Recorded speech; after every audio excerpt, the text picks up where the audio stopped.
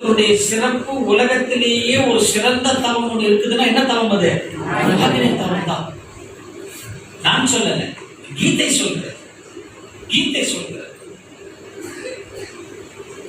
பாரத போர் முடிந்து அர்ஜுனன் கிருஷ்ணன் கிட்ட வந்து அந்த போர் முடிஞ்சு அவங்க வெற்றிக்கு அப்புறம் அர்ஜுனன் கிருஷ்ணன் கிட்ட கேட்கிறார், இந்த மாதிரிப்பா நீ வந்து எனக்கு வந்து அந்த ஒரு புத்திமதி சொன்னியே, அந்த புத்திமதி சொல்லும் போது நான் வந்து ரொம்ப வந்து டென்ஷன்ல இருந்தேன், மன அழுத்தத்தில் இருந்தேன் போர்ல. எனக்கு அப்போ வந்து சரியா அது வந்து எனக்கு புரியல. நீ ஏதோ சொன்ன, நான் அதுக்கப்புறம் ஏதோ நீ ஏதோ ஒன்று பண்ண, அதுக்கப்புறம் தான் நான் வந்து அம்ப விட்டு எல்லாரையும் வந்து கொலை பண்ணேன் அப்படின்னு சொன்னார். அப்ப கிருஷ்ணன் குறுக்க பூந்தாரு, நான் பண்ணேன்னு சொல்லாத, நான் பண்ணேன்னு சொல்லாத. நீ அடிக்கிறதுக்கு முன்னாடியே அவங்க அத்தனை பேரும் செத்து போயிட்டாங்க. நீ வெறும் எதை அடிச்சு, வெறும் உடலைத்தான் நீ என்ன பண்ண, அடிச்ச. நான் பண்ணேன்னு சொல்லாத. அந்த நான் பண்ணேன்னு நீ சொன்னதுனால தான் அன்னைக்கு உபதேசத்தை நீ கேட்கிற நிலையில நீ இல்லை அப்படின்னு சொல்றாரு.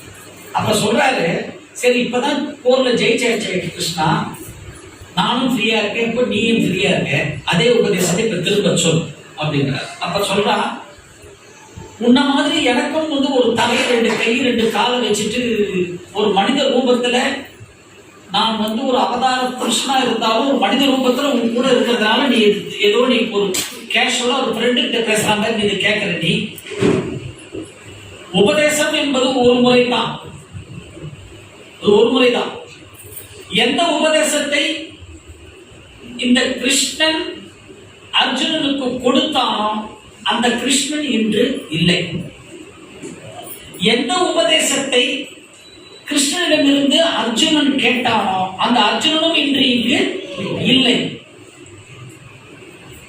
அப்போ நான் யாரு அப்படின்னு கேட்கலாம். அது நீதான் உணரணும் நான் யாருன்னு. அப்ப நான் யாருன்னு உணரணும்னா நான் என்ன பண்ணணும் அப்படின்னு கேட்கலாம். நீ வந்து ஞானியாக மாறினால் நீ யார் என்பதை உணரலாம். அப்போ ஒரு ஞானியினுடைய டெபினிஷன் என்ன, இலக்கணம் என்ன அப்படின்னு அர்ஜுனன் திருப்பி கேட்கிறான், விடல கிருஷ்ணனை. அப்ப கிருஷ்ணன் சொல்கிறான், இதுதான்ப்பா இந்த கீத உபதேசத்தினுடைய உச்சமே இதுதான், கேட்டுக்கோ. எவர் ஒருவர் வெளி உலக நாட்டத்தை மறந்து தன்னுடைய 5 புலன்களையும் தன்னகத்தே அடக்கி நாசியின் வழியாக உள்ளே வெளியே செல்லும் மூச்சு காற்றை கவனித்து பூர்வ மத்தியில் மனம் வைத்து எவர் ஒருவர் தவம் இயற்றுகிறாரோ அவரே ஞானி. இதுதான் கீதையின் உச்சம். அப்போ என்ன தவத்தை சொல்கிறார்? அவர் ஆகினி தவத்தை சொல்கிறார். கீதையினுடைய உச்சம் வேதாத்திரியத்தின் ஆரம்பம். அப்ப கீதையினுடைய உச்சம் வேதாத்திரியத்தின் ஆரம்பம் என்றால் வேதாத்திரியத்தினுடைய உச்சம் எங்க இருக்கும்? அப்போ இதை நாம் உணர்ந்தோமா? உணர்ந்தோமா? சொல்லுங்க, உணர்ந்தோமா? உணர்வதற்கு உண்டான முயற்சிகளை நாம செய்யறோம். அதுவே வெற்றிதான். செய்து கொண்டிருக்கிறோம் நாம.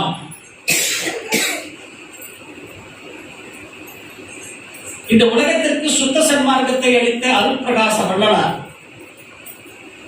அவர் சொல்வது என்னன்னு கேட்டீங்கன்னா, சீடர்கள் கிட்ட நீவீர் வாழும் காலத்திலேயே உமது தேகம் பொன்னிற தேகமாக மாற வேண்டுமா? அவர் கேட்கிறார். அமுத கலச தவம் செய்வீர் அப்படிங்கிறார். அமுத கலச தவம்னா இது ஆகினே. சுத்த சன்மார்க்கத்தின் உச்சம் வேதாத்திரியத்தின் ஏன் இது இங்க சொல்றோம் அப்படின்னு கேட்டீங்கன்னா, இதிகாசங்கள் புராணம் வேதத்தின் உச்சமாக இருக்கின்ற ஒரு தவம் வேதாத்திரியத்தின் ஆரம்பமாக இருக்கிறது என்றால், அந்த வேதாத்திரியம் என்கின்ற கொள்கையை நமக்கு கொடுத்த குருவினுடைய மற்ற தவங்கள் அதனுடைய உச்சம் எங்கு இருக்கு என்பதை நாம என்ன பண்ணணும்? சுய ஆராய்ச்சி நமக்குள்ள அதை வந்து நம்ம செய்யணும். அதை செய்வதற்குத்தான் இந்த உடம்பு, இந்த உடல் என்கின்ற வாகனம். இந்த உடல் என்கின்ற வாகனம் சரியா இருந்தால் தான் நம்மளால அதை வந்து செய்ய முடியும். இல்லைன்னா நம்மளால அதை வந்து செய்ய முடியாது.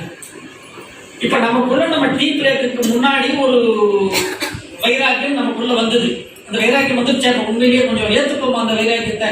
அந்த 2 தீர்மானம் ஏத்துப்போமா? நம்ம கண்டிப்பா ஏத்துக்கணும். நீங்க ஏத்துக்க முடியலன்னு சொன்னாலும் அதான் நடக்க போறது.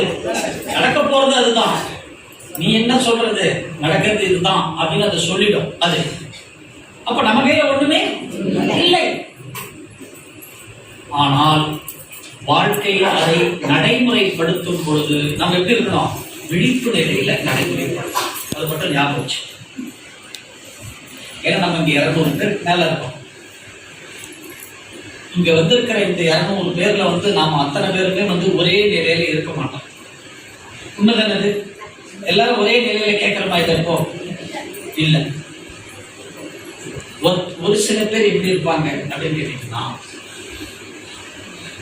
நல்ல இந்த தத்துவ விளக்கத்தை ஆழ்ந்து கவனிப்பார்கள். இப்ப லஞ்ச் பிரேக் விட்ட உடனே அப்படி கீழே போயிட்டு எப்படி இருந்தது இப்போ டீ பிரேக் அப்புறம் அப்படின்னு கேட்டாங்க. ரொம்ப ஆனந்தமா இருந்ததுப்பா. அது எது ஒன்று பிடிச்சிருக்குன்னா இப்ப எதுவுமே புரியல. அந்த நேரத்துக்கு புரியுது.